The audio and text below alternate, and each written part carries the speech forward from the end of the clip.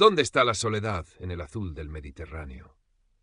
Alfonso Valcárcel, 72 años, profesor de historia jubilado y viudo reciente, se hacía esa pregunta sin palabras cada mañana, mientras sus pies medían con precisión cansina las baldosas del paseo marítimo. El aire olía a sal y a fritura lejana, sonidos de gaviotas y conversaciones ajenas se mezclaban en un murmullo que solo acentuaba el silencio que llevaba dentro desde que Elena se fue. 5 años. Un lustro de ausencia que pesaba más que las 7 décadas vividas. Su piso, un segundo con vistas parciales al mar en aquel pueblo blanco de la costa andaluza, era un mausoleo ordenado de libros y recuerdos. Cada objeto en su sitio, cada volumen alineado, un intento inútil de imponer un orden externo al caos que sentía por dentro. La pulcritud era su armadura contra la pena. Fue Carmen, su vecina del tercero, viuda también, pero con una energía vital que a Alfonso le resultaba casi ofensiva, quien le lanzó el salvavidas digital. Alfonso, hombre, no puedes seguir así, encerrado con tus fantasmas y tus libros polvorientos. Hay vida ahí fuera. Y en Internet también. Hay foros de historia, gente con tus mismos intereses. Anda, anímate. Carmen, con su pragmatismo cálido y su manejo aceptable del WhatsApp, le parecía de otra galaxia. Él, que apenas usaba el móvil para llamar a sus hijos, uno en Alemania, la otra en Canadá, llamadas semanales tan formales como distantes, sentía vértigo ante la idea. Pero la soledad de esa compañera constante era más persuasiva que el miedo a lo desconocido. Una tarde, con la misma meticulosidad con la que preparaba sus antiguas clases sobre los reyes católicos, se sentó frente al viejo ordenador de sobremesa que Elena usaba para sus recetas. Le costó 1 hora encontrar un foro que le pareciera serio. Hispania Antigua. Se registró con su nombre y apellido, como si firmara un documento oficial. Leyó un debate sobre la influencia visigoda en la toponimia local y, casi sin darse cuenta, redactó una réplica mesurada, llena de datos precisos y alguna que otra elegante puntualización. Pulsó enviar con la sensación de haber lanzado un mensaje en una botella al vasto océano digital. La respuesta llegó al día siguiente, no en el foro público, sino como un mensaje privado. El remitente, Isabella Rossi. El asunto, admiración por su conocimiento. Alfonso frunció el ceño. Abrió el mensaje con la cautela de quien desactiva una bomba antigua. Estimado señor Valcárcel, comenzaba, en un castellano impecable, casi literario. He leído con sumo interés su aportación en el foro sobre toponimia visigoda. Qué claridad de exposición, qué profundidad. Soy una compatriota afincada en Florencia, apasionada por la historia y el arte, aunque mi campo es más el Renacimiento italiano. Me ha parecido usted una mente brillante en un mar de comentarios superficiales. Alfonso releyó el mensaje. ¿Compatriota? ¿Rossi? Quizás de origen italiano, pero nacida aquí, o viceversa. La adulación, aunque sospechosa para su naturaleza reservada, no le resultó desagradable. Era como encontrar un eco inesperado en una sala vacía. Respondió con cortesía, agradeciendo las palabras y preguntando por su interés específico en la historia de España. Así comenzó un intercambio que pronto se volvió diario. Isabella, pronto le pidió que la llamara así, era encantadora. Sus mensajes eran largos, bien escritos, llenos de reflexiones sobre el arte, la belleza efímera, la melancolía de las ruinas. Decía ser galerista, viuda también. Mi adorado Marcello se fue hace 3 años, un hombre maravilloso, un vacío imposible de llenar. Sensible, amante de la música clásica. ¿Conoce la Pasión según San Mateo de Bach? Me transporta. Tocaba todas las teclas correctas en el afinado pero silencioso piano del alma de Alfonso. Él, que apenas compartía sus sentimientos con nadie, se encontró hablándole de Elena, de sus paseos cogidos de la mano al atardecer, de su risa, de ese vacío que Isabella parecía comprender tan bien. «Nadie me entiende como tú, Alfonso», le escribió ella una noche. «Siento que nuestras almas se reconocen a través de la distancia y el dolor compartido». Alfonso sintió un calor olvidado en el pecho. La pantalla del ordenador, antes fría y ajena, se había convertido en una ventana a un jardín secreto donde florecía una inesperada camaradería, quizás algo más. Las fotos que Isabella le envió, robadas, aunque él no lo sabía, del perfil de una elegante bloguera de estilo de vida francesa de unos 60 años, mostraban a una mujer de sonrisa cálida y mirada inteligente, posando en entornos culturales, siempre con un toque de distinción. Alfonso las guardó en una carpeta oculta, como un tesoro prohibido. La primera nota discordante sonó sutilmente. Isabella empezó a tener problemas técnicos. Mi viejo portátil apenas funciona, Alfonso. A veces se corta la conexión justo cuando más absorta estoy en nuestras conversaciones. Me frustra tanto. Unos días después, he visto un pequeño portátil de segunda mano que me permitiría seguir conectada contigo sin estas interrupciones. Pero con los gastos de la galería este mes... No era una petición directa, pero la insinuación flotaba en el aire. Alfonso sintió una punzada de incomodidad. ¿Dinero? Jamás había enviado dinero a nadie que no conociera en persona. Su orgullo, su prudencia innata gritaron alarma, pero otra voz, más suave, más necesitada, susurró. Es poco. Son solo 100 euros. Es por nosotros, por seguir conectados. Ella parece tan sincera, tan sola como yo. La lucha interna duró una noche de insomnio. Al día siguiente, pidió ayuda a Carmen para hacer una transferencia online. Es para un libro antiguo que he comprado en Italia, Carmen, una rareza, mintiendo torpemente. Carmen levantó una ceja, pero le ayudó sin más preguntas. Cuando el dinero llegó a la cuenta indicada, una cuenta española a nombre de un tercero, un amigo que me hace el favor, explicó Isabella, ella le envió un mensaje lleno de gratitud y emoticonos de corazones. Eres mi ángel guardián, Alfonso. No sé qué haría sin ti. Él sintió una mezcla de alivio y vergüenza. A partir de ahí, la presa se abrió lentamente. Las peticiones se volvieron más frecuentes, las cantidades mayores, las excusas más elaboradas. Una deuda fiscal inesperada que amenazaba con cerrar su galería, mi único sustento, Alfonso, el legado de Marsello. Una oportunidad única para adquirir unos bocetos renacentistas que la sacarían de apuros. Multiplicaría la inversión, podríamos incluso pensar en un futuro juntos aquí, en España. Una emergencia médica de una supuesta hermana en Milán. Necesita una operación urgente. No tengo a nadie más a quien recurrir. 300 euros, 500, 1000. Alfonso empezó a tirar de los ahorros que guardaba para imprevistos, el dinero que Elena y él habían juntado con esfuerzo. La manipulación emocional se intensificó. Pensé que podía confiar en ti ciegamente, Alfonso. Nuestro futuro depende de esto, ¿no lo ves? Si no me ayudas tú, estoy perdida. Cuando los ahorros menguaron peligrosamente, Alfonso miró los objetos de valor que aún conservaba de Elena. Sus ojos se posaron en el reloj de oro que ella siempre llevaba. Le costó una semana decidirse. Fue a un compro oro en la ciudad vecina, sintiéndose un ladrón en su propia vida. Volvió con 800 euros y un agujero en el alma. El dinero voló hacia la cuenta indicada por Isabella. El cambio en Alfonso era palpable, aunque él intentara ocultarlo. Se volvió más huraño, más ensimismado. Pasaba horas frente al ordenador, con el ceño fruncido y los hombros tensos. Sus paseos por la mañana se acortaron, sus visitas a la biblioteca se espaciaron. Carmen lo notó. «¿Todo bien, Alfonso? Te veo preocupado últimamente. ¿Mucho trabajo con tus investigaciones?» Él respondía con monosílabos o evasivas. «¿Qué tal tu amiga italiana?», le preguntó ella un día con fingida casualidad, mientras regaba los geranios del patio común. La reacción de Alfonso fue desmedida. «¿Qué amiga? No sé de qué me hablas. Son cosas mías, Carmen, por favor». La mujer se encogió de hombros, pero la semilla de la inquietud quedó sembrada en ella.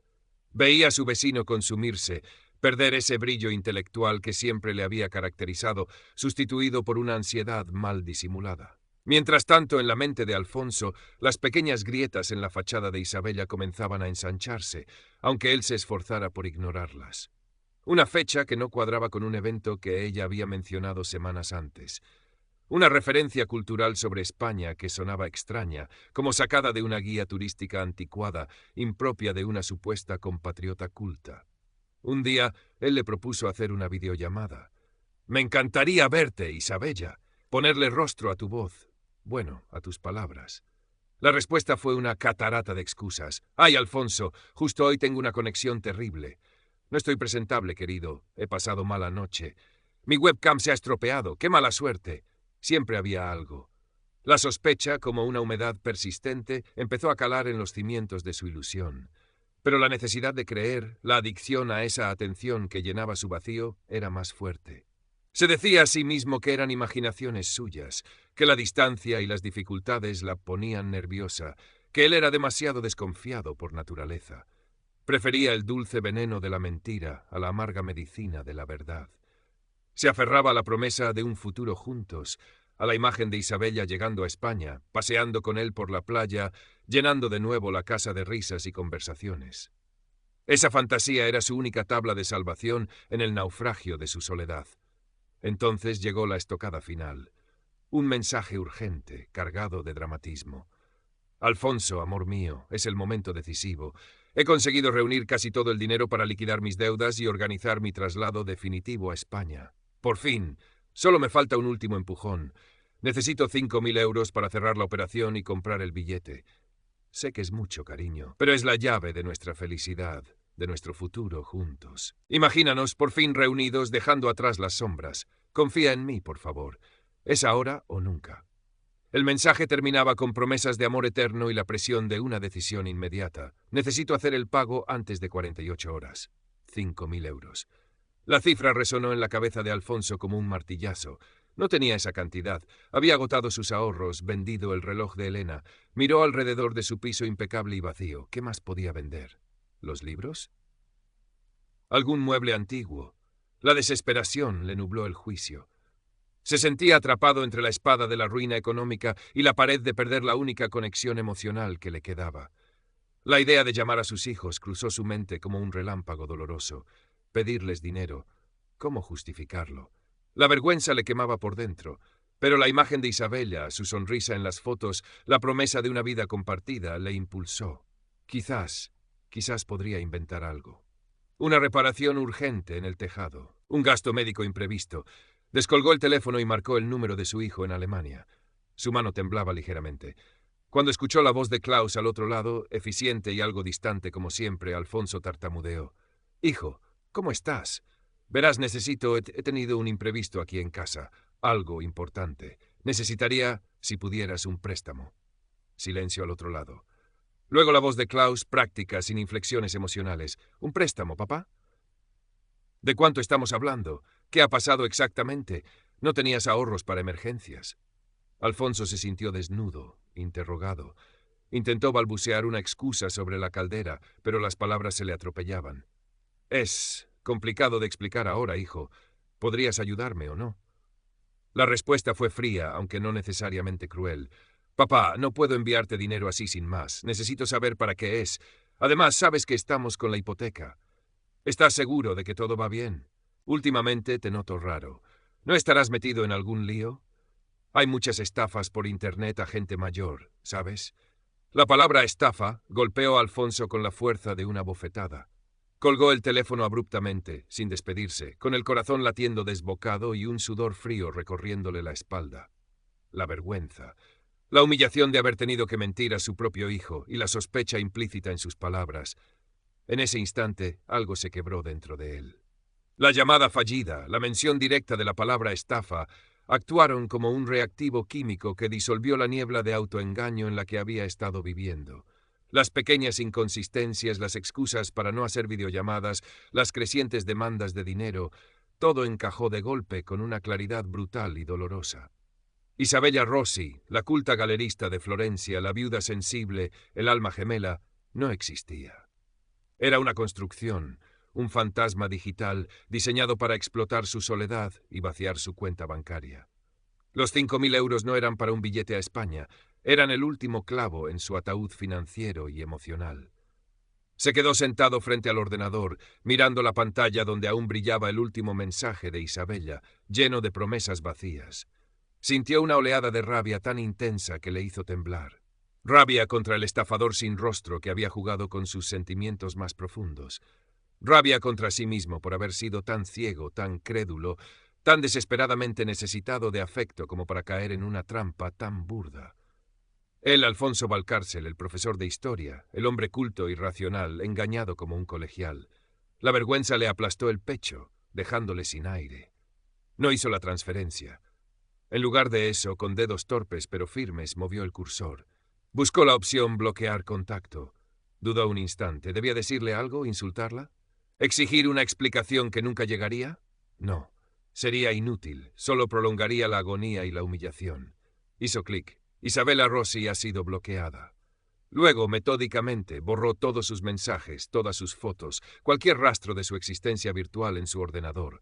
Fue como intentar borrar una mancha de tinta indeleble con una goma de borrar. Los días siguientes fueron un descenso a un pozo oscuro. Se encerró en casa, desconectó el teléfono, bajó las persianas. El silencio del piso se volvió opresivo. Ya no era el silencio ordenado de antes, sino el silencio pesado de la derrota y el vacío. Miraba el hueco en la mesilla donde había estado el reloj de Elena. Repasaba mentalmente el estado catastrófico de su cuenta bancaria. La pérdida económica dolía, pero era la traición emocional, la sensación de haber sido profanado en su vulnerabilidad, lo que le desgarraba. Dormía mal, comía poco. El Mediterráneo, visible desde su ventana entreabierta, le parecía ahora un espejo gris y hostil. Fue Carmen quien rompió el cerco. Tras 2 días sin verle ni oírle, preocupada, subió a llamar a su puerta. Alfonso tardó en abrir. Su aspecto era desolador, pálido, ojeroso, con la misma ropa de hacía días. Carmen entró sin pedir permiso, con esa mezcla de autoridad maternal y genuina preocupación. «¿Pero qué te pasa, Alfonso? Me tenías con el alma en vilo. ¿Estás enfermo?»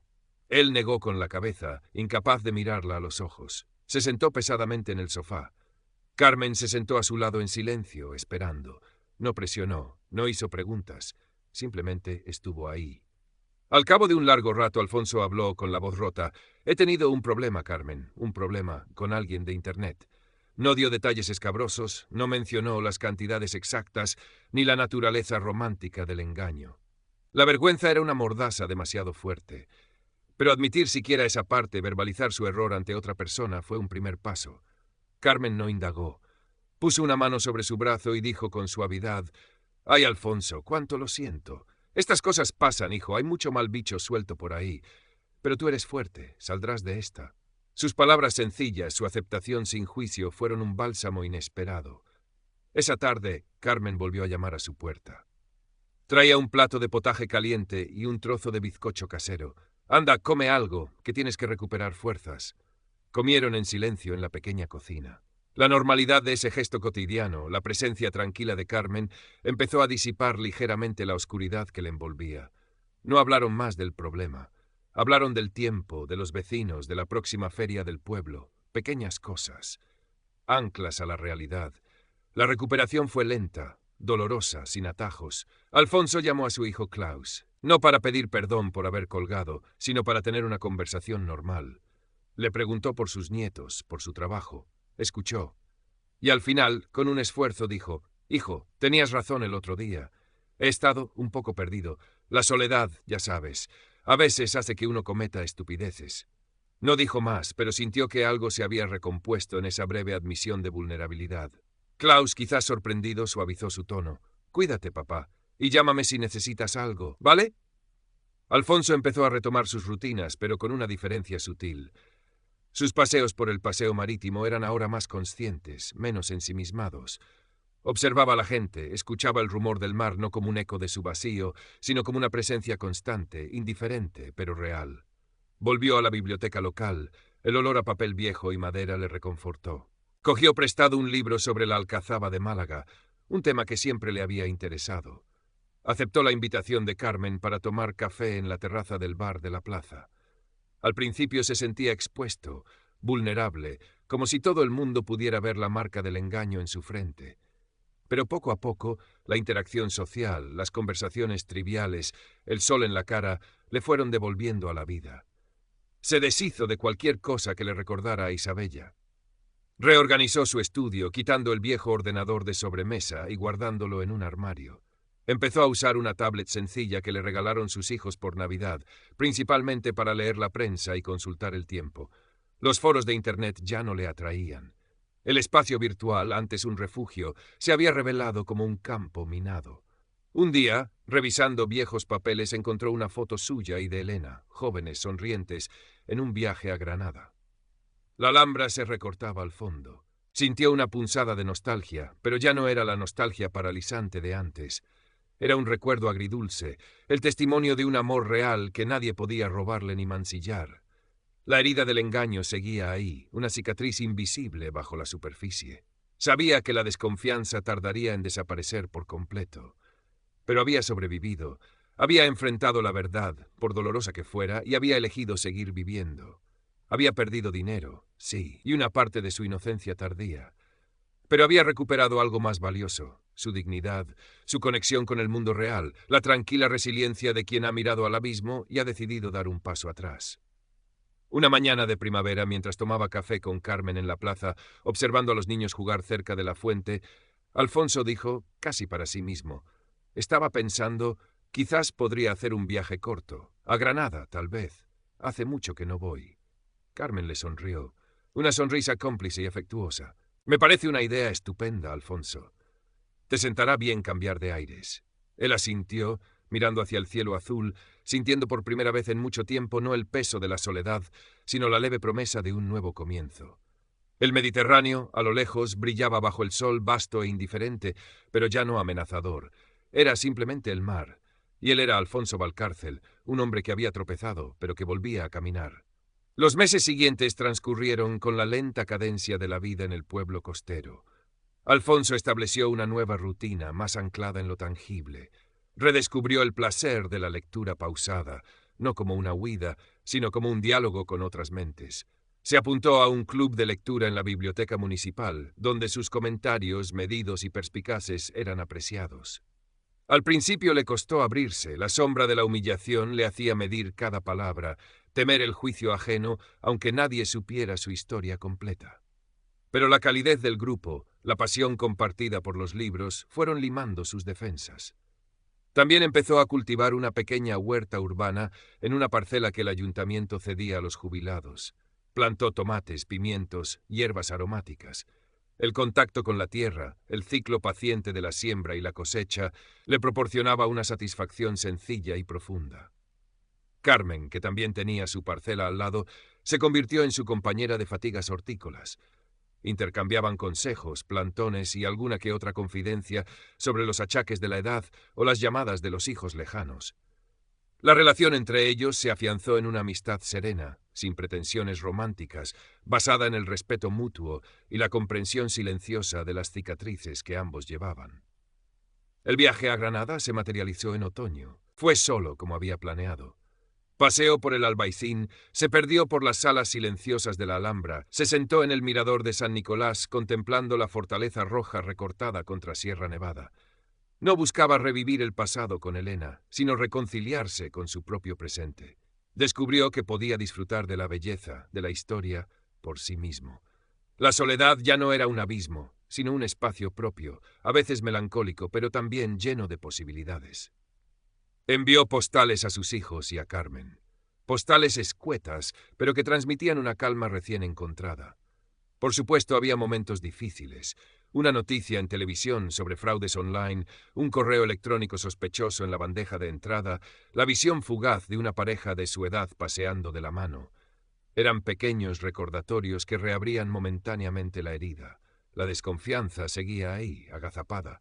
Ya no respondía a mensajes de desconocidos, por amables que parecieran. Había aprendido la lección de la manera más dura. El dinero perdido nunca se recuperaría, era el precio de su aprendizaje. Pero ya no sentía la rabia ardiente, ni la vergüenza paralizante de los primeros días.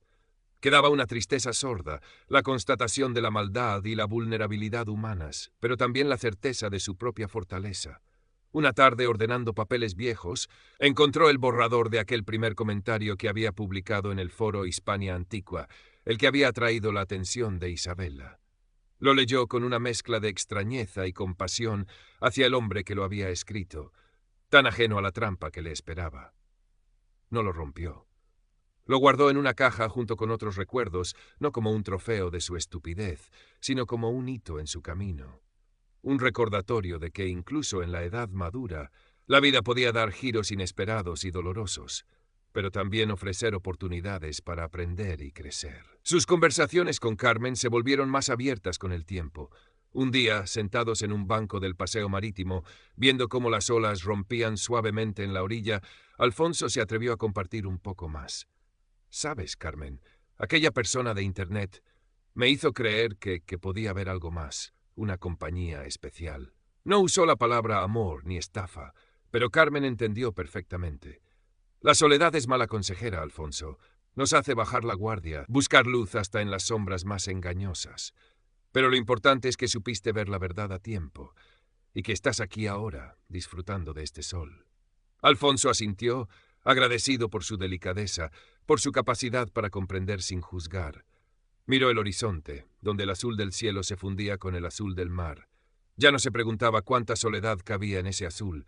Sabía que la soledad era parte de la vida, como las olas, como las mareas. Pero también sabía que existían faros, la amistad, los libros, el olor de la tierra mojada, la belleza de un atardecer sobre Granada, la dignidad recuperada. Y con esa certeza se levantó del banco y ofreció su brazo a Carmen para continuar el paseo. El sol de la tarde doraba sus cabellos blancos y por primera vez en mucho tiempo Alfonso Valcárcel caminaba erguido, sin miedo a las sombras que el pasado proyectaba, con la mirada puesta en el presente luminoso que se abría ante él. La historia de Isabella Rossi era ya solo eso, una historia. Dolorosa, sí, pero suya y superada. La vida de Alfonso encontró un nuevo equilibrio, tejido con los hilos de la rutina recuperada y la cautela aprendida. Siguió frecuentando el club de lectura, donde sus análisis históricos aportaban una perspectiva única a las novelas que comentaban. Se convirtió en una figura respetada, el profesor, como le llamaban cariñosamente, aunque él siempre insistía en que le llamaran Alfonso. Incluso se animó a dar una pequeña charla en la biblioteca sobre la historia local del pueblo, un evento que atrajo a un público sorprendentemente numeroso y agradecido. Sentir de nuevo el interés genuino de la gente, compartir su pasión por el pasado de una forma real y directa, fue profundamente sanador. Sus hijos notaron el cambio en sus llamadas. Su voz sonaba más tranquila, más presente. Hablaba de sus tomates, de los libros que leía, de sus charlas con Carmen. Ya no había esa tensión subyacente, esa fragilidad que les había preocupado. Klaus, en una de sus conversaciones, le dijo: «Me alegro de oírte también, papá. Se te nota, en paz». Alfonso sonrió al otro lado de la línea. «Bueno, hijo, uno hace lo que puede. La vida sigue». Era una respuesta sencilla, pero cargada de significado para él. No volvió a intentar buscar el amor o la compañía íntima en el mundo virtual, ni tampoco en el real, de forma activa. Si algo tenía que surgir, surgiría de forma natural, sin forzarlo, sin buscar llenar vacíos a cualquier precio. Su relación con Carmen se mantuvo en el terreno de la amistad cómplice. Compartían cafés, paseos ocasionales, las pequeñas alegrías y preocupaciones de la vida cotidiana. Era una compañía valiosa, real, sin las complejidades ni los peligros de las ilusiones digitales. Un día recibió una carta. Era de una antigua alumna suya del instituto, ahora profesora de historia en la Universidad de Málaga. Había leído un artículo que Alfonso había publicado hacía años en una revista local y quería invitarle a participar en unas jornadas sobre patrimonio histórico andaluz. La invitación le llenó de una satisfacción tranquila. Era un reconocimiento a su valía profesional, un puente tendido desde su pasado hacia un presente activo. Aceptó sin dudarlo. Preparar esa ponencia, volver a sumergirse en los archivos y los legajos, le devolvió una energía intelectual que creía perdida.